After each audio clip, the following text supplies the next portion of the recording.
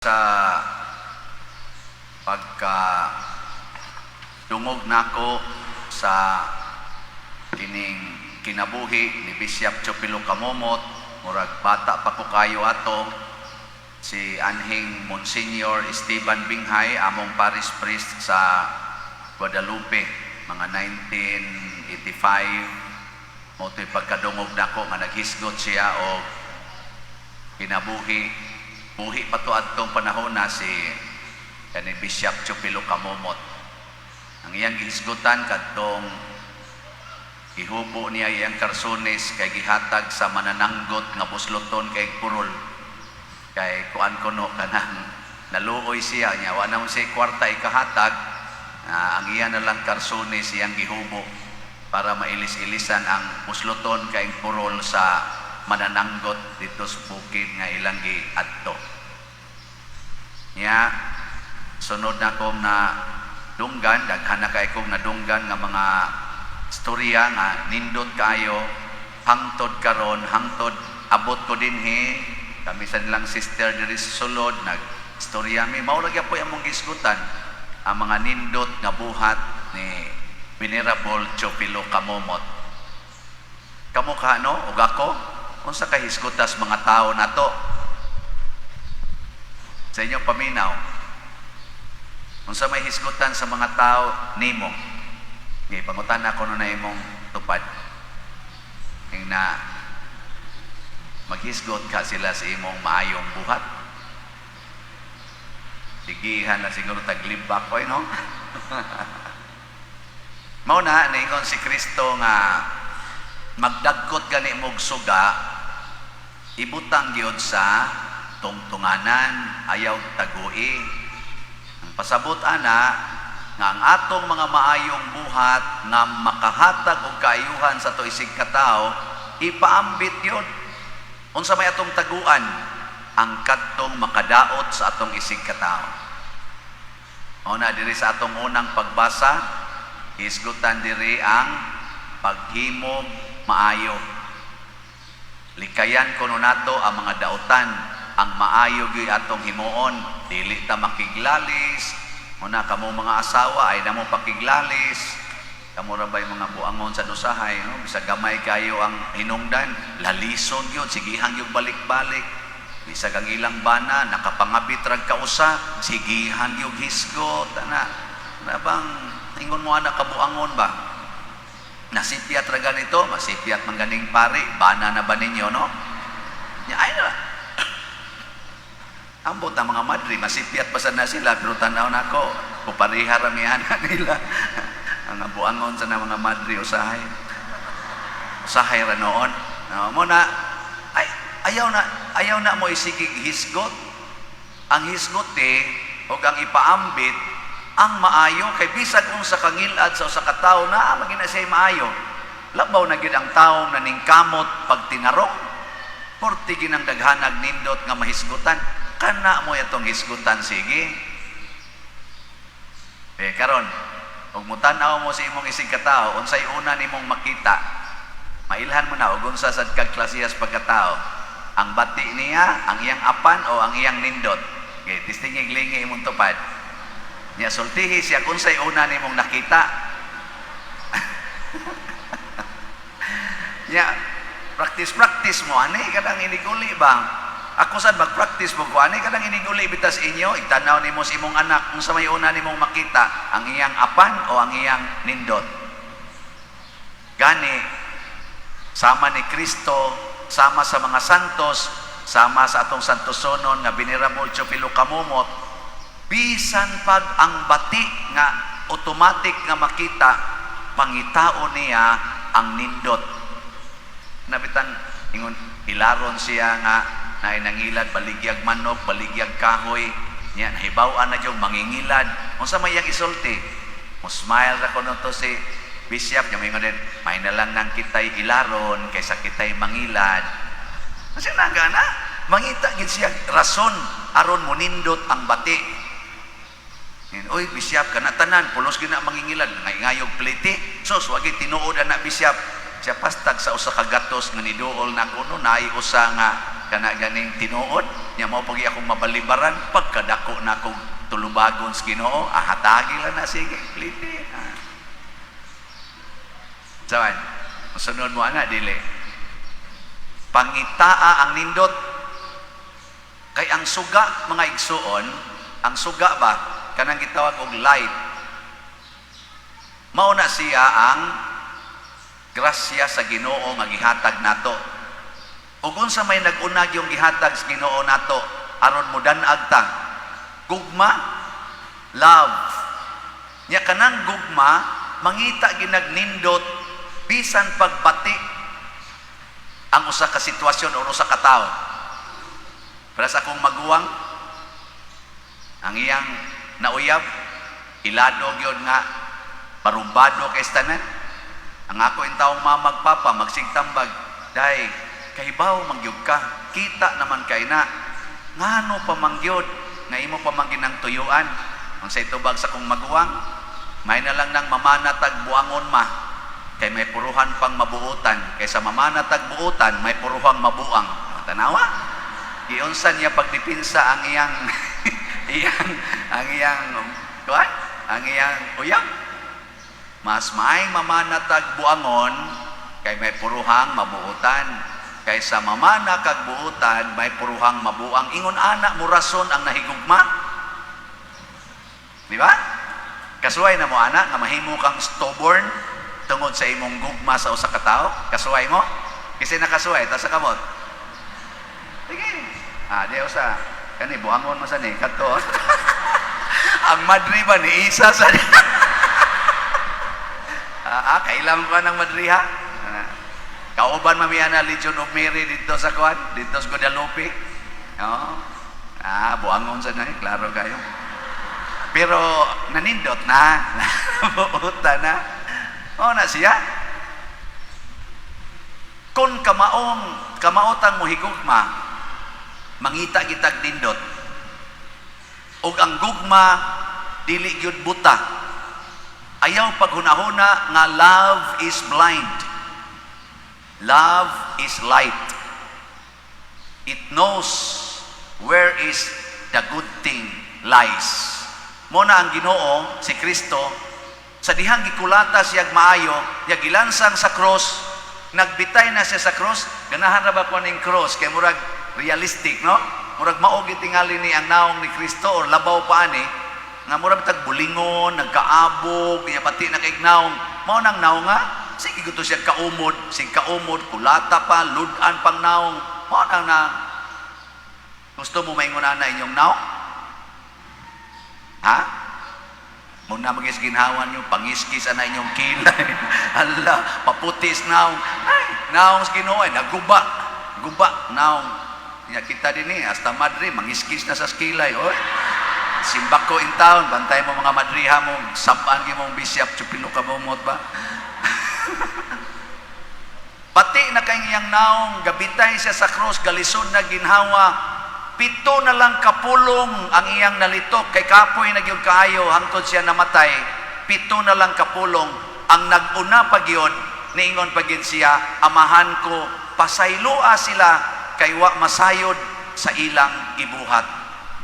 Nakakita pagyod ang iyang gugma, for God so loved the world that He gave us His only Son, who is love Himself.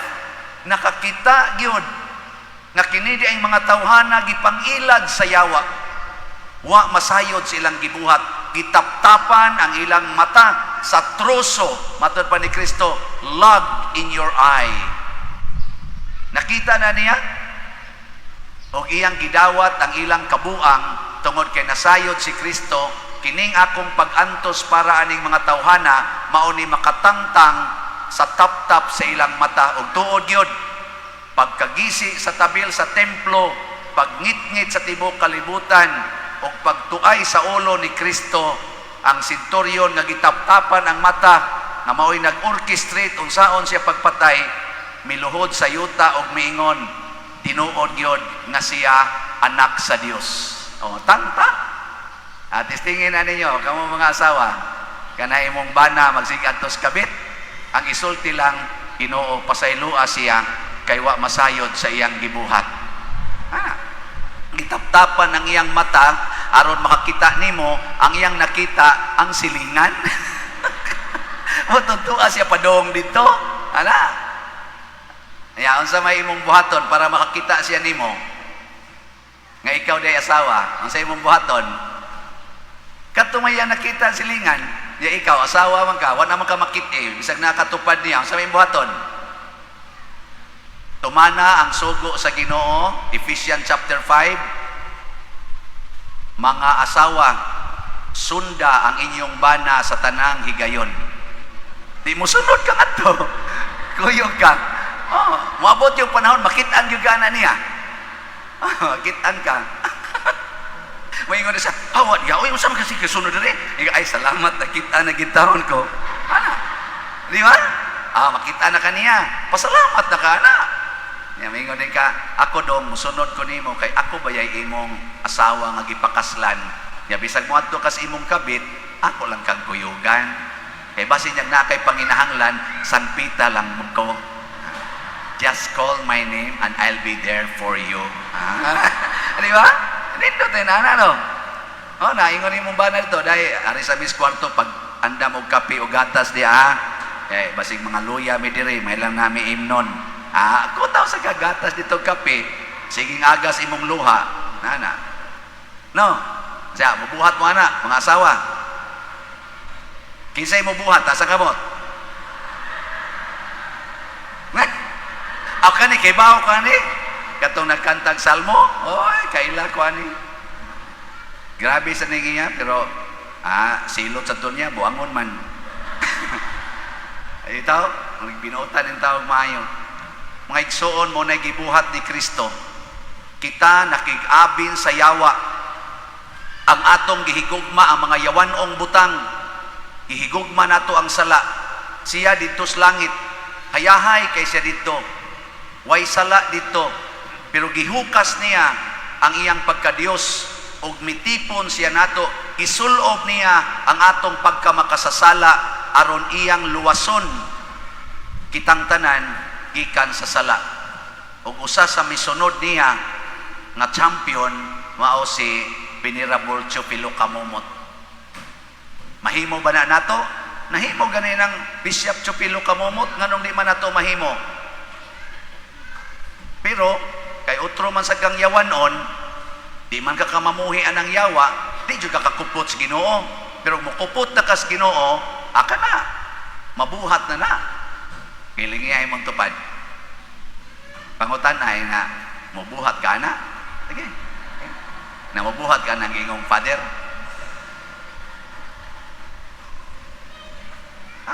Kamong mga madre, daghan ra ba sa kayong buangon diha ninyo? Sigihin nag kuan, igugma. Pangitaag yung nindot. No? Nabitay, ang una na kong istorya ninyo, testimonya ni siya, bana. Naay bana nga nagtrabaho niya, ang nagsulti na ko, ang iyang employer. Kini ko nung banaha, na itulo ka anak sa iyang asawa, pinakasla niya. Tulo ka anak. Ang iyang asawa, doon na sa itulo ka anak sa lain-laing laki. Inikatao sa ilang unang anak, mubiya sa ilang balay, ibilin ang gamayng bata, niya muuli, mabdos sa laing laki. Niya, dawato na sa kunusbana. Karon kay pagkatao sa ilang ikatulong anak, di sa ito pa, 5 na ilang anak. Pagkatao sa ikatulong anak, niingon, giingnan sa mga kauban, bay, hasta siya katong employer, yung giingnan, dong, mubiya pag ng asawa ni Mos Inyo, ay nagyog dawata. Binuang na oy, saan na? Unsa man ka diya? Ulianan, si kagbuhian ng anak, kadili imo. Tulo iyang gibuhi, ilang anak, duhasad sa laing laki. Karon kay pag-abot ng mga 5 kabuan sa bata, ning layas naman sa dang asawa. Paglayas, ikuyog na sa laing laki, awa na gyud, giing na nagyud tanan, nagkuan na gyud, nagrally na ang iyang mga kauban, ay na gyud nagdawata, wala kami bunog ana. Sus dangtan og hapit mga unom sad kabuan, nibalik naman sang asawa, dako naman sang tiyan. Di nibalik. Ilan ay dawata papulian na sila. Ay gidawat gisbana Ningon dayon ang bana, sige magugog paminaw ang padersyano. Nga ingon mas padersyano nga pasayluag kapituan kapito. Unya, ikaupat pa ba ninyang pakasa? Di layo pa kay kapituan kapito. Unsay tawag ninyo anang banaha? Buang o tarong? Kisay mo ingon buang, taas sa kamot. Buang mo. Di oy, kanang banaha nahigugma, tinuod nga nahigugma sa iyang asawa. Oh. Ang gugma mangita gina siyang paagi nga mugawas ang iyang paghigugma. Nya kanunay ginang magsunod sa pulong sa Ginoo nga nag-ingon, there is no greater love than to lay down your life for your beloved. Ilong lagi mo. Nasa ini istorya nako usa kuno ka asawa. Kani sang akong sige guwali nga moingon, sunda ang imong bana. Katong ingon ba sunda imong bana? Pero katuhuon ko dili, pero katuhuan man sang istorya ani. Ingon siya na ako no iyang kaila nga sige lagi paminaw lagi nga sunda ang imong bana, kuyugi. Yang iyang bana, 5 naman ka tuig puyo dito sa kabit. Iyang giadto. Bisita siya dito, ana. Ya kay layo-layo man, kinahanglan man ka mo travel by boat or by plane. Di nag-overnight siya dito lugara, nakit-an gid niya ditong iyang bana, kuyog sa iyang kabit. Nga usara karom, ana sila diha maglungag, ana sila mukaon, lisod sa gitaon ba? Ana, mo to istorya-istorya, iyang gila-ila ang kabit, kasuod sila, iya jang kanang gipasaylo, gidawat. Nga sigihan lang niyang tambag nga kani akong bana ni ana man gininimo panggaa lang ni kay pinangga kini nako akong bana panggaa lang yun ang kabit sad mo sang na-touch ang kabit ba nya diha sa dangiyang bana ingon sa diyang bana salamat kay day kay nidawat kay day kanako og sa akong kabit pasalamat ang bana oy lipay kayo nya karon kay nalingaw lang istorya wa naman siya kauli dito siya nihiga tipo nila. Nya kay manghikap paginang bana. Ana, nahikapan kita siya. Ana. Ya, pag humaghikap dito niya, hikap sa dito pikas, haya. Unya, iya ra gitong gidawat. Unya iyang giingnan ang Ginoo, Lord, tagae kog kalig-on nga makadawat ko bisan aning sitwasyon na makadawat ko nila. Og nadawat gid niya. Otong gihatod siya ngadto kuno siyang sakyanan sa pier, ang nihatod ang duha. Ang iyang bana ug ang kabit. Ana. Sakit apan malipayon ngano man kay nabuntog niya ang iyang kasuko, ang iyang jealousy, ang iyang kangilad sa iyang ginahuna nga lami king patyon ang duha, nabuntog niya. It's a great triumph over sinful thoughts and sinful emotion. Ang iyang triumph dili sa iyang bana but triumph of the evil inside. Nindot no? After 3 years, ihatod sa kabit ang iyang bana ngadto sa ila. Dini sa Cebu. Ihatod. Nya niingon ang bana, dai nagbasol na gyud ko. Nag-inulsol nako, mubalik nako nimo nga bag-o ng tao. Nya niingon sa dang kabit, dai giampingan ginanako imong bana. Kining pag-uli nako niya, wa gid na siya'y tatsa, way sakit. Kaya nguban iuli man kung paralyzed na kana mag-agas ng laway diri ba. Nya di na kamaong mo lihok ang kamot, mo ni iuli. Kadto himsog yun. Karon nagli-minister ang bana sa usa sa mga parokya dinhi. Ug ang asawa, lektor biting ito, katikista. Nana, silang duha na simbahan. Wa sa ninyo ayo, di man mo dahil kanindot ana. Ibaw ko, mga yawan noon pa kay Mustal, di madaw, nanay, di madaw. Tanawa lang si Kristo. Tanawa ang gibuhat ni Venerable Chupilo Kamumot. Tingali, daghan na to rin, di madaw. Pero nadaman nila, madara sa na nato. Ang importante, ang tubag nato sa Salmo. Ang sa tuyatong tubag sa Salmo, ang maghimo sa katarungan, magpuyo sa balaang bukid sa Ginoo. Ang maghimo sa katarungan, magpuyo sa gingharian sa Ginoo. Asa mo ganahang upuyo? Sa inyong balay o sa gingharias Ginoo? Ako, gingharian ko sa Ginoo. Taas ko ng kamot. Kinsay gustong mo puyo, gingharias Ginoo. Taas sa kamot. Kanang wa mo pataas, may impyerno na na. Sige, manindog ta. Manindog na ta. Pagampo sa katawhan. Mga igsuon sa tumang pagsalig, ato karong ihalad ngadto sa Dios ang